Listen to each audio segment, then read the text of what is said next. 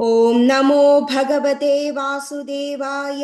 श्रीमद्भागवतमाहात्म्यम् अध चतुर्थोऽध्यायः। सूत उवाच अध वैष्णवचित्तेषु दृष्ट्वा भक्तिमलौकिकीं निजलोकं परित्यज्य भगवान् भक्तवत्सलः वनमालीघनश्यामः पीतवासा मनोहरः काञ्चीकलापरुचिरो लसन्मुकुटकुण्डलः त्रिभङ्गललितश्चारु कौस्तुभेन विराजितः कोटिमन्मथलावण्यो हरिचन्दनचर्चितः परमानन्दचिन्मूर्तिर्मधुरो मुरलीधरः आविवेश स्वभक्तानां हृदयान्यमलानि च वैकुण्ठवासिनो ये च वैष्णवा उद्धवादयः तत्कथा श्रवणार्थं ते गूढरूपेण संस्थिताः तदा जय जया रावो रसपुष्टिरलौकिकी चूर्णप्रसूनवृष्टिश्च मुहुशङ्खरवोऽप्यभूत् तत्सभा संस्थितानां च देहगेहात्मविस्मृतिः दृष्ट्वा च तन्मयावस्थां नारदो वाक्यमब्रवीत् अलौकिकोऽयं महिमा मुनीश्वराः सप्ताहजन्योऽद्य विलोकितो मया मूढा शठा ये पशुपक्षिणोऽत्र सर्वेऽपि निष्पापतमा भवन्ति अधो नृलोके ननु नास्ति किञ्चित् चित्तस्य शोधाय कलौ पवित्रम् अकौकविध्वंसकरं तथैव कथा समानं भुवि नास्ति चान्यत् के विशुध्यन्ति वन्दन्तु मह्यं सप्ताहयज्ञेन कथामयेन कृपालुभिर्लोकहितं विचार्य प्रकाशित कोऽपि नवीनमार्गः कुमारा ऊचुः ये मानवा पापकृतस्तु सर्वदा सदा दुराचाररता विमार्गगाः क्रोधाग्निदग्धा कुटिलाश्च कामिनः सप्ताहयज्ञेन कलौ पुनन्दिते सत्येन हीना पितृमातृदूषकाः तृष्णाकुलाश्चाश्रमधर्मवर्जिताः ये दाम्भिका मत्सरिणोऽपि हिंसकाः सप्ताहयज्ञेन कलौ पुनन्दिते पञ्चोग्रपापाश्चलचद्मकारिणः क्रूरा पिशाचा इव निर्दयाश्च ये ब्रह्मस्वपुष्टा व्यभिचारकारिणः सप्ताहयज्ञेन कलौ पुनन्दिते कायेन वाचा मनसापि पातकं नित्यं प्रकुर्वन्ति शठाहटेन ये परस्वपुष्टा मलिना दुराशयाः सप्ताहयज्ञेन कलौ पुनन्दिते अत्र ते कीर्तयिष्याम इतिहासं पुरातनं यस्य श्रवणमात्रेण पावकानि प्रजायते तुङ्गभद्रातटे पूर्वम् अभूत्पत्तनमुत्तमं यत्र वर्णा स्वधर्मेण सत्यसत्कर्म तत्पराः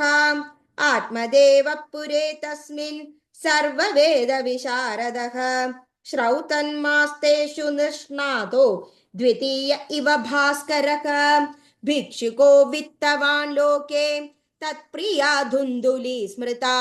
स्ववाक्यस्तापिका नित्यं सुन्दरी सुकुलोद्भवा लोकवार्तारता क्रूरा प्रायशो बहुजल्पिका शूरा च गृहकृत्येषु कृपणा कलहप्रिया एवं निवसतो प्रेम्णा दम्पत्योरनपत्ययोः अर्थाकामास्तयोरासन्न सुखाय गृहादिकम् पश्चाद्धर्मा समारभन्दाः ताभ्यां सन्धानहेतवे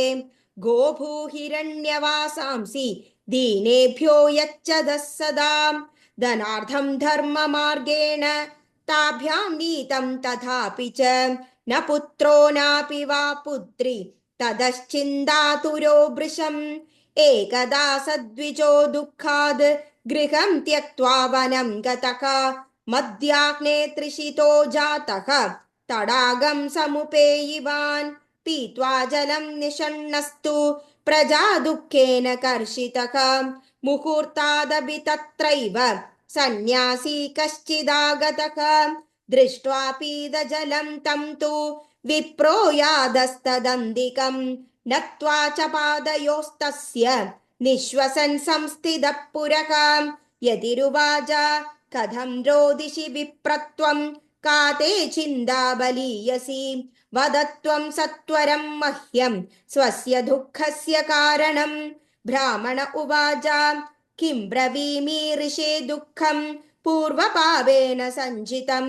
मदीया पूर्वजास्तोऽयं कवोष्णमुपभुञ्जते मदत्तं नैव गृह्णन्ति प्रीत्या देवा द्विजातयः प्रजा दुःखेन शून्योऽहं प्राणान् त्यक्तुमितागतः दिग्जीवितं प्रजाहीनं दिग्गृहं च प्रजां विना दिग्धनं च नपत्यस्य दिक्खुलं सन्दतिं विना पाल्यते या मया धेनुः सा वन्द्या सर्वदा भवेत् यो मया रोपितो वृक्षः सोऽपि वन्द्यत्वमाश्रयेत्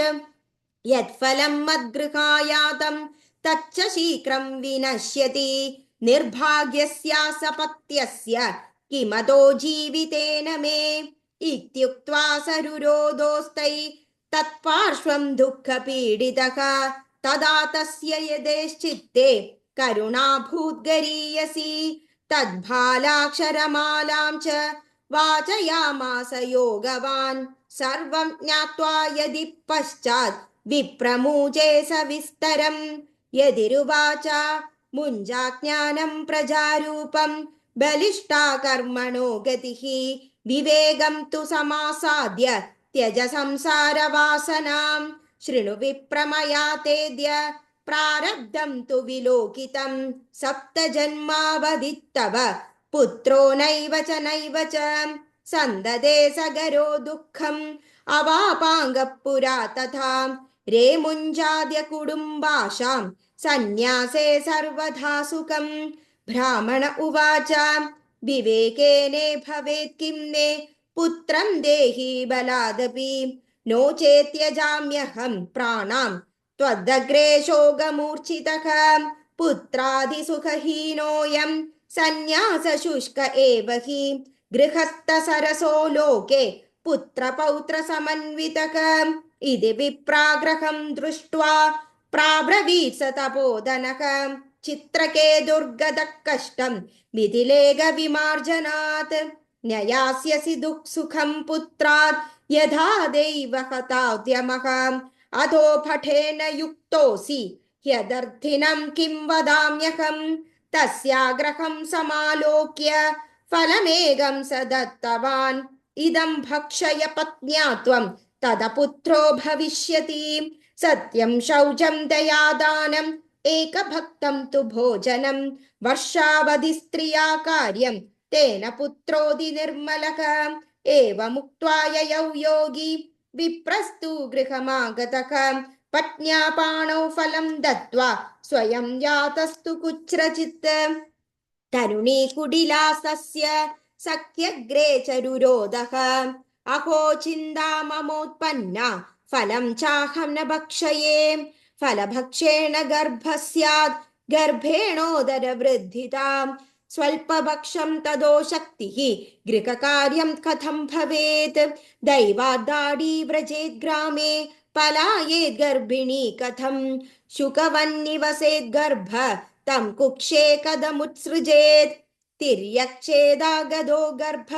तदा मे मरणं भवेत् प्रसूतौ दारुणं दुःखं सुकुमारी कथं सहे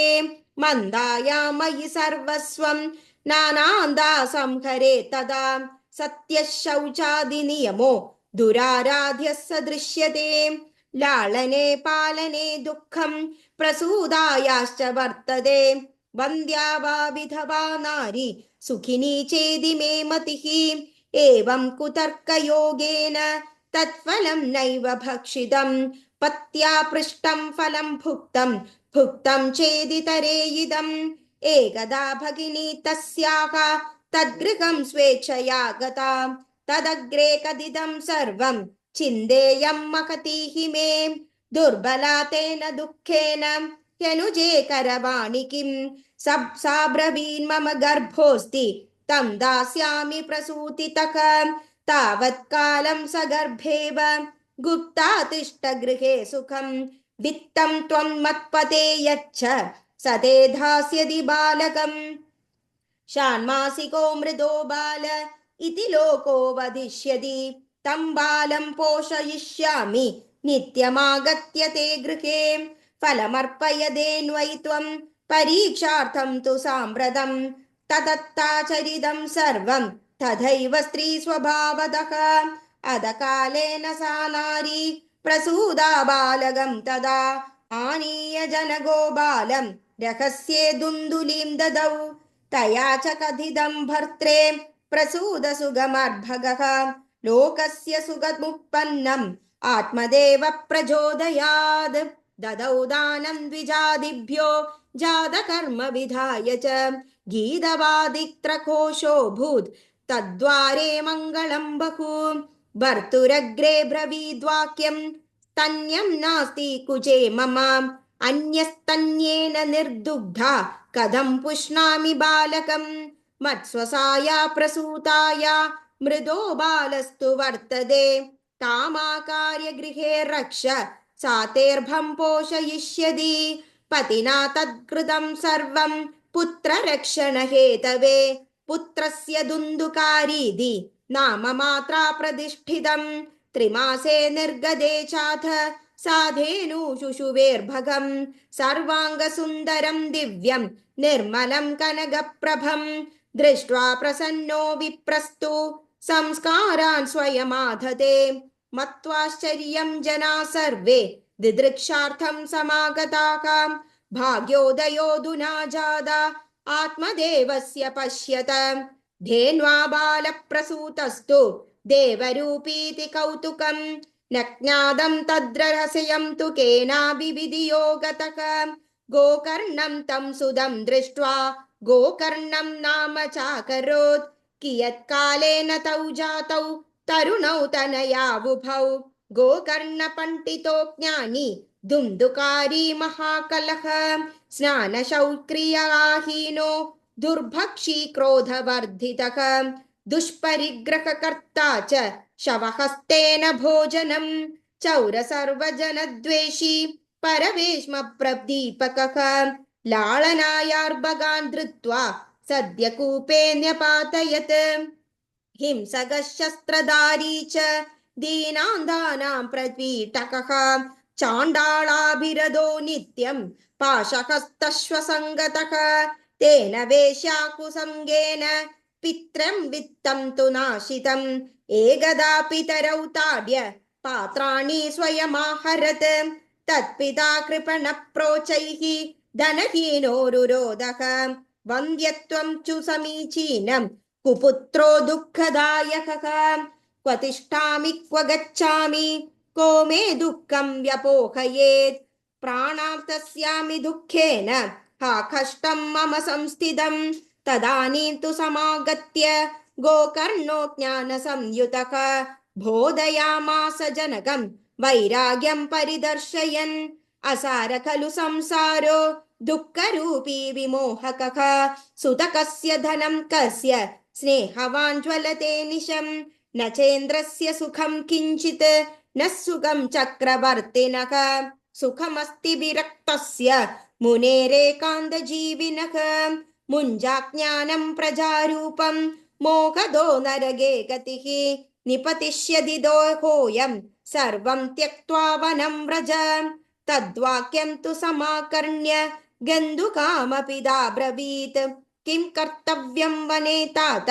तत्त्वं वद सविस्तरम् अन्धकूपे स्नेहपाशे बद्धपाङ्गुरहं क्षटः कर्मणा पतितो नूनं मामुद्धर दयानिधे गोकर्ण उवाच देहे स्थिमां सरुधिरेऽभिमदिं त्यजत्वं जायासुदादिषु सदा ममदां विमुञ्ज पश्यानिशं जगदिदं क्षणभङ्गनिष्ठं वैराग्यरागजसिको भव भक्तिनिष्ठः धर्मं भजस्व सततं त्यज लोकधर्मान् सेवस्व साधुपुरुषान् जहि कामतृष्णाम् अन्यस्य दोषगुणचिन्तनमाशु मुक्त्वा सेवकाकदारसमोहो नितरां पिबत्वम्